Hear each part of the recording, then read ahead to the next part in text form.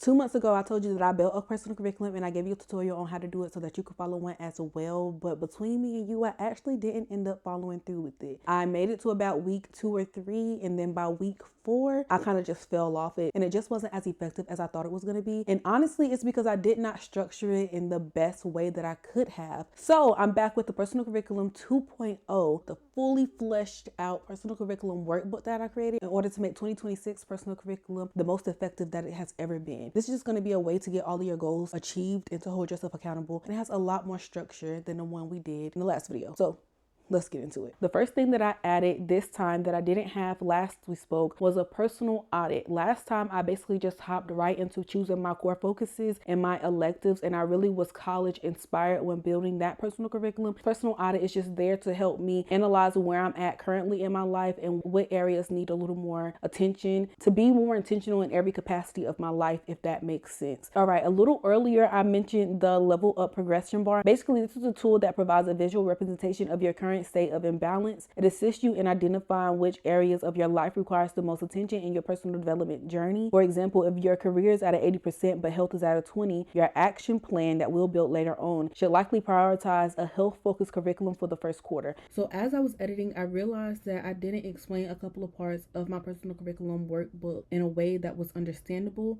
The part that I talked about that didn't actually make sense was the energy audit. All you're going to do is create a list of things that you do in your day-to-day life. So in your daily routine, and once you create your list, you're then going to put a plus or minus sign beside it. In my workbook, I refer to those as energizers or drainers, and you're basically just marking what gives you energy or where you have the most energy at during your daily routine, and then where you have less energy at or things that drain your energy. And then you need to kind of figure out how can you turn some of your drainers into energizers, or how you can automate or eliminate some of your drainers to make your day flow a little bit better. Something else that I wanted to talk about was the word cloud, and this is a part of the value discovery, and this is the most productive part of your personal audit, and it goes hand in hand with the next part. So with the word cloud, essentially all it is a chaotic brain dump. Every value you find important both internally and externally, you're gonna just put it on the paper. The purpose of doing this is so that I can see the full landscape of what I care about before I start narrowing it down. And once I have my list of words, then I need to condense it, because your personal curriculum is built on what actually matters to you rather than what you think should matter or what others expect of you or you expect of yourself. So once you remove the shoulds and the obligation, you'll then look at the messy cloud and highlight only the words that ignite a spark within you, cross out anything that feels like an obligation, and the goal is again to condense 50 plus words down to just your top 10 favorites. At least that's what I'm gonna do. From those 10 words, I'm gonna select 4 words that I'm gonna use and set as my non-negotiables. The non-negotiables are the rules for your life and your learning. So a great example of this is that I don't use the value discovery and say I decided to learn advanced corporate management because it seemed like the right move for my career, but halfway through I hated and stopped. That's scenario A. Scenario B, with using the value discovery that I created, I would look at my 4 non-negotiables and see creativity and freedom as 2 of my non-negotiables, and realize that corporate management actually violates my value of creativity.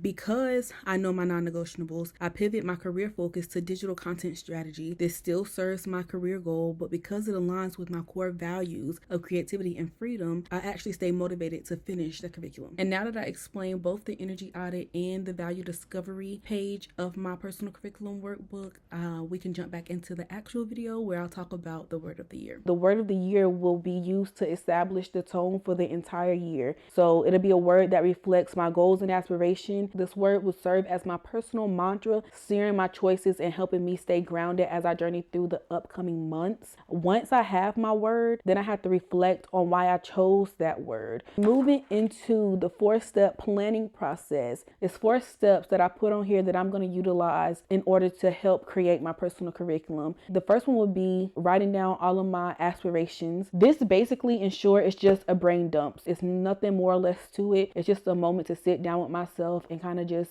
go at it, pen to paper. The next step would be dividing the year into quarters. And then lastly, so that was step 3 of the 4-step learning process. Lastly, for the 4-step planning process would be to define your goals. And basically I just listed out 6 questions to help me understand why I chose each of those goals, whether it be short or long term. And it's kind of just acting like another reflection. So a lot of reflecting. And again, that's what you need. And then I think this is probably my favorite part because it really starts to put you in the mindset of building the life that you want to build. And this is, I think, going to be the thing that holds me accountable and not keep me in the same place. But it's defining the vision. And the first part of that is to identify the statement. You're basically just going to write out what that version of you look like. And then the second part of the identity statement is to fill in the blank of this sentence. By the end of this curriculum, I would transform from being someone who is the current struggle to becoming someone who is vision capability. So you're basically just building out what this life would look like. The second part of defining the vision would be the day in the life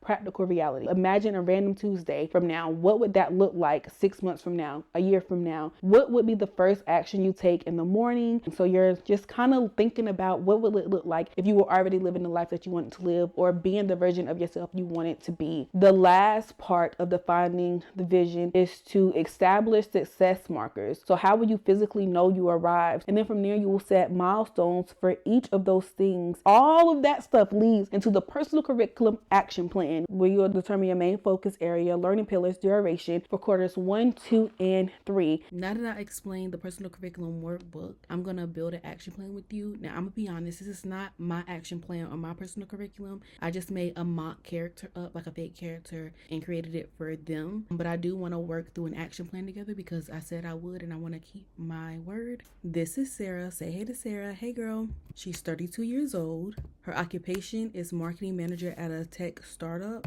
And her current situation is feeling burnt out, struggling with work-life balance. She wants to transition into a leadership role but lacks confidence in public speaking and strategic thinking. She's gained 20 pounds over the past 2 years and feels constantly exhausted by 3 p.m. So where is Sarah now? This is her level up progression bar that we talked about.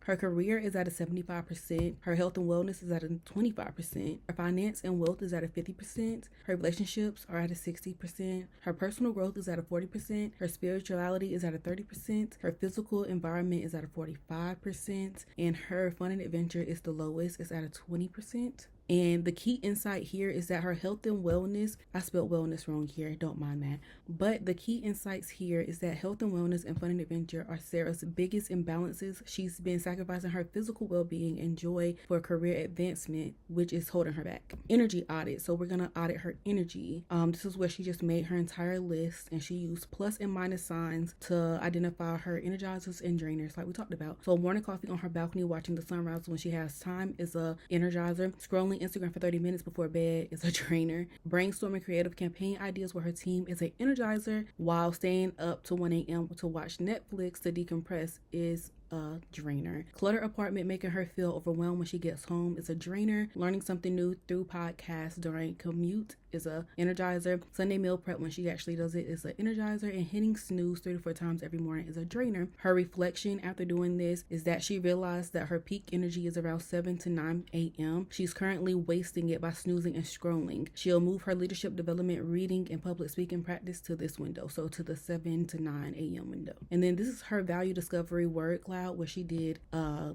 brain dump of her values. Just imagine this is 50 words, okay? I didn't feel like writing out 50, but this is what it would look like. Over here is all 50 words in the little right hand corner, but here are her 10 filter words. Feel free to read these. She has freedom, vitality, authenticity, impact, growth, courage, energy, leadership, balance, presence. If I mispronounce one of them, mind your business. Her word of the year, because she did everything else leading up to this point. And remember, you have to go through this entire process to build out a well-structured personal curriculum. Her word of the year is momentum. She chose this word because she's been stuck in the same pattern for 2 years. She needs to break the slugness and start building small wins that compound into massive change. Momentum represents progress over perfection, action over planning, and consistency over intensity. Ooh, I need to write that one down. Here's her action plan summarized. Now, I did not do all of the reflections for this action plan because, like I said, I wanted to keep this video short and simple. We talked about it already, and this workbook will be in my description box, so you can find it there. But her Q1 focus will be health and wellness, with her main priority being build the physical foundation, while quarter 2 will be career, specifically developing her leadership presence and public speaking. Her focus for quarter 3 will be finance, where she master money management and investing. And quarter 4 is integration, where she reflects the relationships and design life. And her non-negotiables for the year would be 6:30 a.m. wake up time, no snoozing, 3 workouts per week, 10 p.m. bedtime routine, no Instagram after 9 p.m., meal prep every Sunday, morning deep work blocks, no meetings before 11 a.m. And then her identity shift was she went from being an exhausted people pleaser to a vital leader who takes action. While I didn't actually share with you my personal curriculum, I gave you a good mock presentation of what it would look like if you were to use my personal curriculum workbook and how it can be beneficial and help you structure your next year, whether that be 2026 or if you start a little later and it happens to be another year.